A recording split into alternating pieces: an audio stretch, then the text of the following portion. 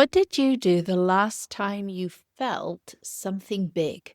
Whether it was anger, maybe, or sadness, or guilt, or jealousy.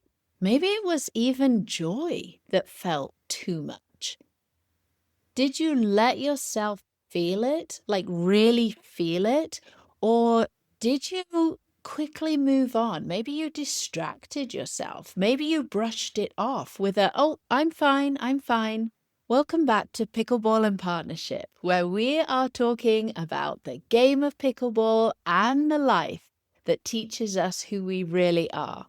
If that sounds like your cup of tea, pull up a chair, grab your paddle, and join me as we dive in. So in last week's episode, we explored what keeps us looping in old patterns, our nervous system's love of familiarity, and the identity that hasn't caught up to our vision. If you missed last week's, the key takeaway was this: you can't think your way out of patterns that live in your body. And that brings me to today, because once you realize you're stuck, the next question becomes, well, why is it so hard to feel my way forward? So the thing is, most of us were never taught how to feel. Actually, I think I would take this one step further and say most of us were taught how not to feel. We were taught how to behave, to push those feelings down, and instead be polite, put a smile on our face, be positive, to calm down. I can remember as a very young child, maybe 5 or 6 years old, coming home from school and telling my mum that I really wanted this pair of Adidas shorts that I had seen somebody else wearing, and I felt jealous. I didn't know it was jealousy at the time, but I felt this surge of jealousy because I wanted something that somebody else had. That feeling felt very real for me. As a small child, it felt very big and overwhelming, but I didn't know what it was. I don't feel as though I was given the space to explore that, to understand what was coming up for me. I think instead I was told, don't be selfish. I should be happy for somebody else, that I can't have what everybody else has. And the impression that I got, the message that I got from this was that I shouldn't be feeling what I'm feeling. I wasn't being a good girl if I wanted something that somebody else had. And so I remember not understanding that, not knowing where this feeling within me, where it had come from, and that, oh my gosh, there must be something wrong with me if I'm feeling this, because it really feels very powerful.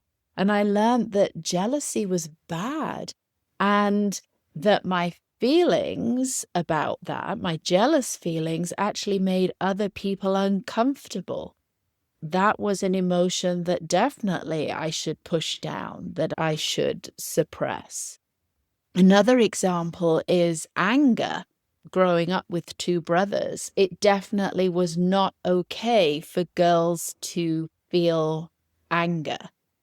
Anger was something that could easily get out of control.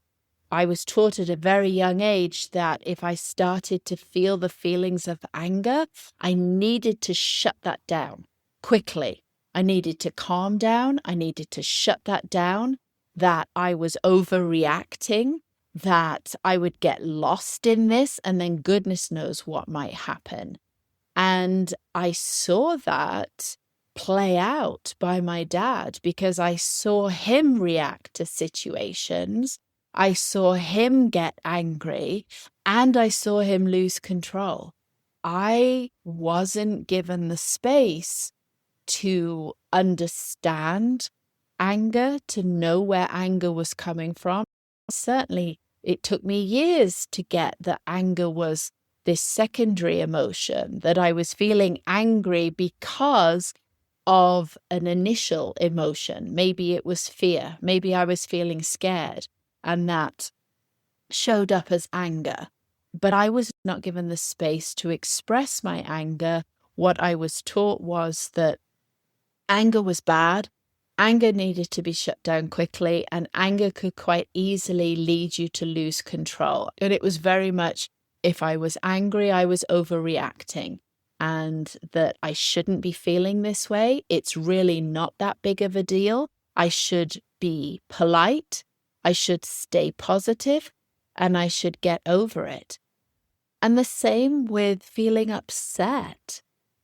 I think I learned in the same way from a young age that when I cried, when I had tears, when I felt upset by something, that was not okay. I needed to stop crying. I needed to suck it up. Whatever had caused me to cry, whatever had triggered that feeling of feeling scared or feeling sad or feeling confused to the point where tears were flowing, that was not okay. That made other people feel uncomfortable as well, that was not an acceptable emotion, and that I needed to get myself in check. I honestly can remember going to bed at night and crying into my pillow. I thought there was something wrong with me. And I'm not blaming my parents. I think our parents and myself as a parent, we do the best we can with the experience and the knowledge and the wisdom that we have. I know my parents love me very much, and I know my parents did the best they could.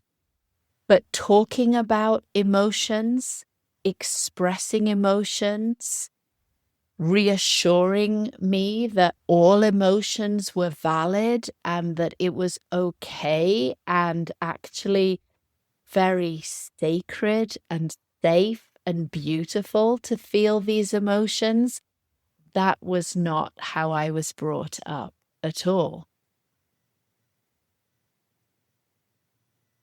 And so from a young age, our nervous system learned to suppress emotions rather than processing them.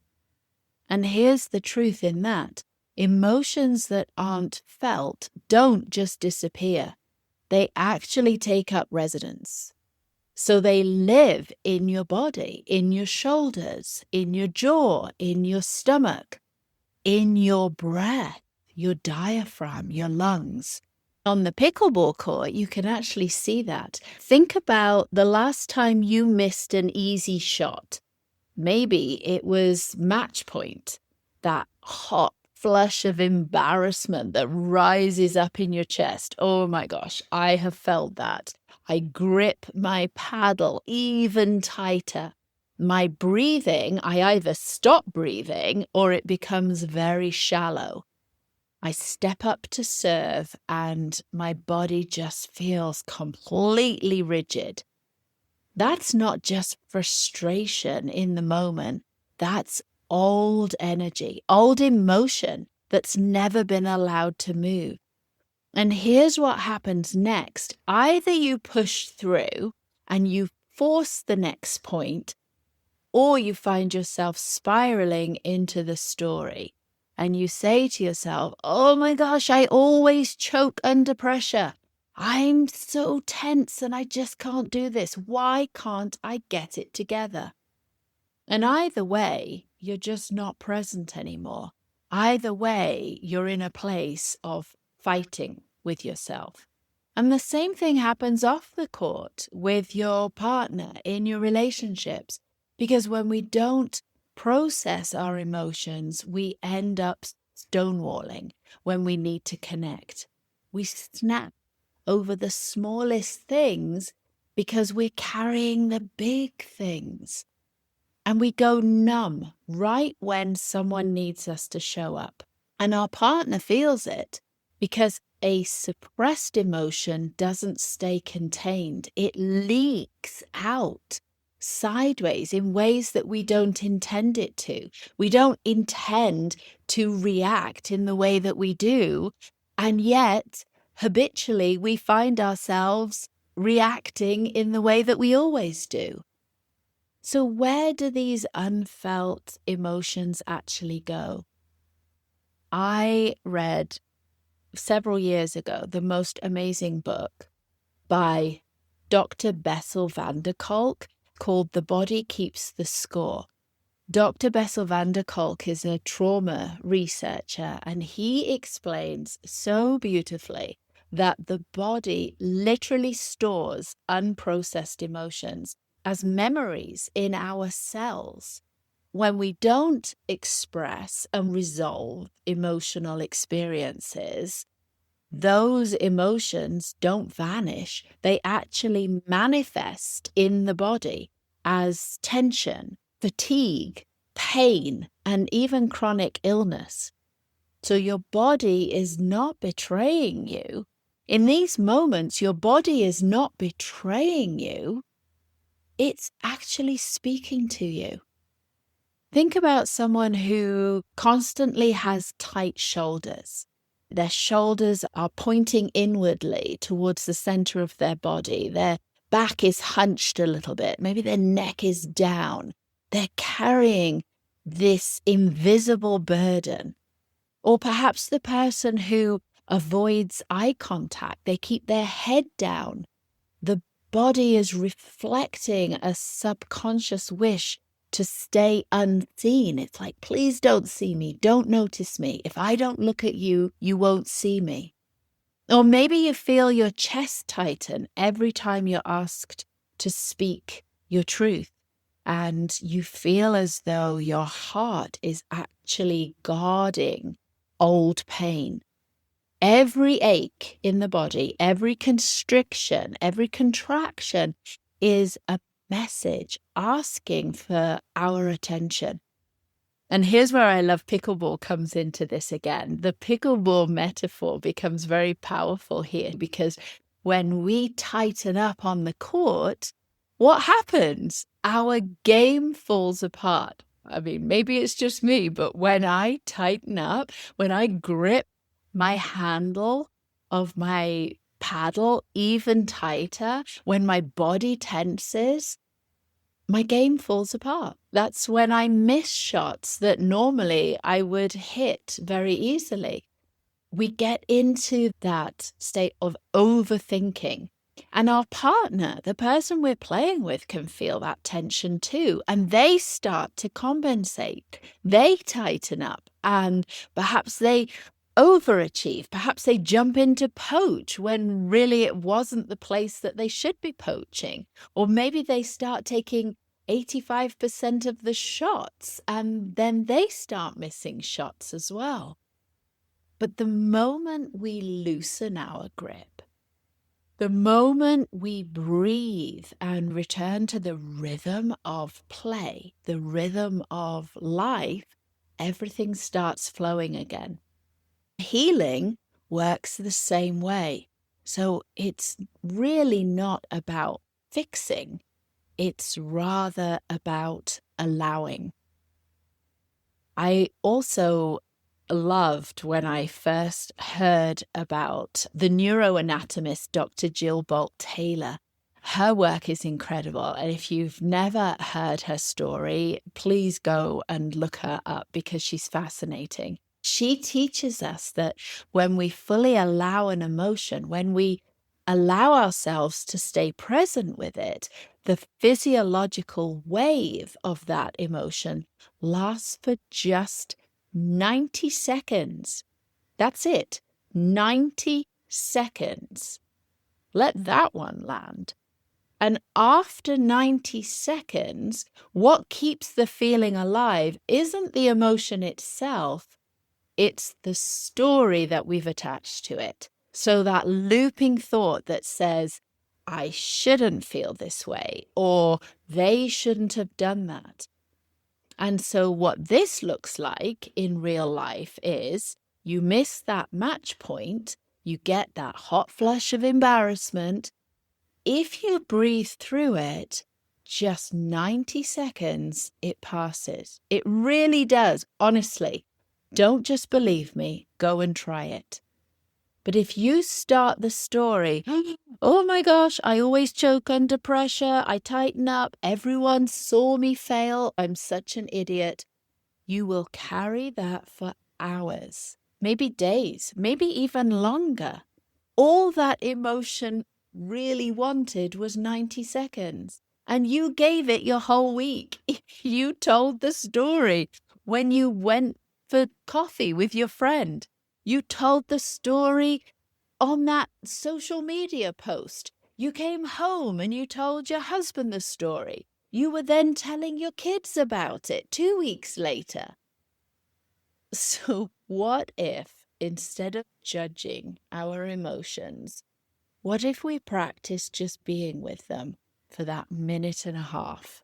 What if next time frustration rises up on the court, with your partner, in traffic, what happens if you simply pause, breathe, and let it move through the body?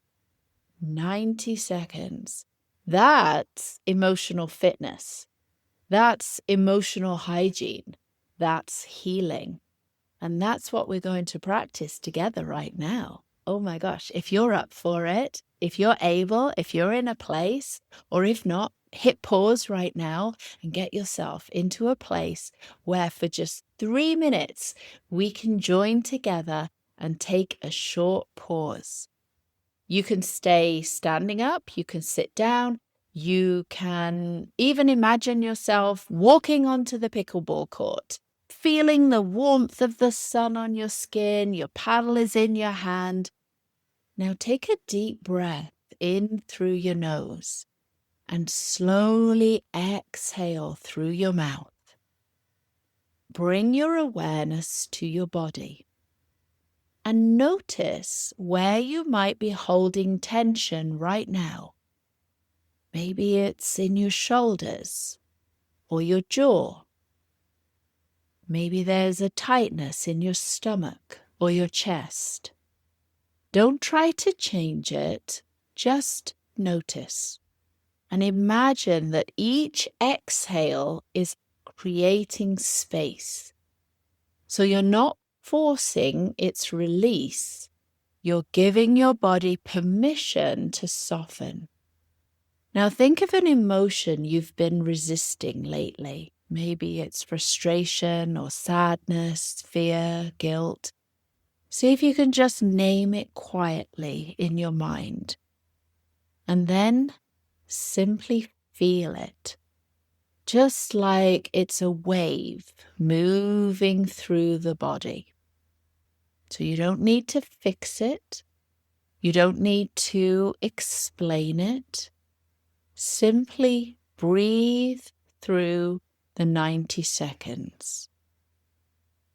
And let your body show you that you can stay present and be safe, even when you feel into that emotion on a deeper level. And that's the practice. That's the healing. And when you're ready, take one more deep breath in and let it go. Because when we allow our emotions to be felt, what we do is we stop fighting ourselves. We stop living in this place split between who we are and who we think we should be. And feeling isn't weakness. It really isn't. It's actually incredible wisdom. And our emotions are absolutely guidance. Our emotions are guidance. They are energy in motion, showing each of us where alignment is waiting to be restored. So where there is this imbalance, this dis-ease within the body, that sensation, that imbalance shows you where alignment is waiting to be restored. So my invitation to you this week is when something comes up, maybe you're on the pickleball courts during a heated rally, or maybe it's off the pickleball court. Maybe you're in a conversation with your partner. Maybe you're having an interaction with your boss at work, or maybe you're guiding your child through something that's coming up for them. I invite you to pause before reacting. Breathe, feel it in your body, and ask yourself, what is this emotion trying to tell me? That's how you turn discomfort into growth. And the same way that we reset between points on the court, so the same way that we can take that moment to pause and reset, even if we've just won a point, but especially if we've lost a point, we can also reset between emotions in life. So you don't need to hold it all. It's about letting each feeling move through you. 1 point, 1 breath at a time, 90 seconds. And when you feel yourself tighten your grip, maybe you're gripping your paddle, or maybe you're gripping onto life, ask yourself, what am I holding that's not mine to carry? Because when we stop storing emotions in the body, when we're able to feel them as they arise, what we're actually doing is reclaiming that flow of life. We're reclaiming the flow within the body, in our relationships, in the game of life. Thank you for being here today. Thank you for showing up and doing this work with me. And if this episode resonated, take a moment to share it with a friend who might need this reminder that they don't have to carry it all alone. Here are the key takeaways from today's episode. Number 1, the 90-second rule. Any emotion, when fully felt without resistance, passes through your body in just 90 seconds. What keeps it alive longer is the story you attach to it. Practice, feel the wave, skip the narrative. Number 2, your body is speaking, not breaking. Tension in your shoulders, tightness in your chest, shallow breathing, these aren't betrayals. They are messengers showing you where unfelt emotions are stored. Listen before you medicate or ignore. Number 3, suppression leaks sideways. Emotions you don't process don't stay contained. They show up as snapping at your partner, stonewalling when connection is needed, or rigidity on the court. Unfelt emotions affect everyone around you. Number 4, loosen your grip to find your flow. Just like on the pickleball court, when you tighten up, everything falls apart. When you breathe and soften, the game flows again. This applies to your body, your relationships, and your life. Number 5, feeling is wisdom, not weakness. Your emotions are guidance, not problems to fix. They are energy in motion, showing you where alignment needs to be restored.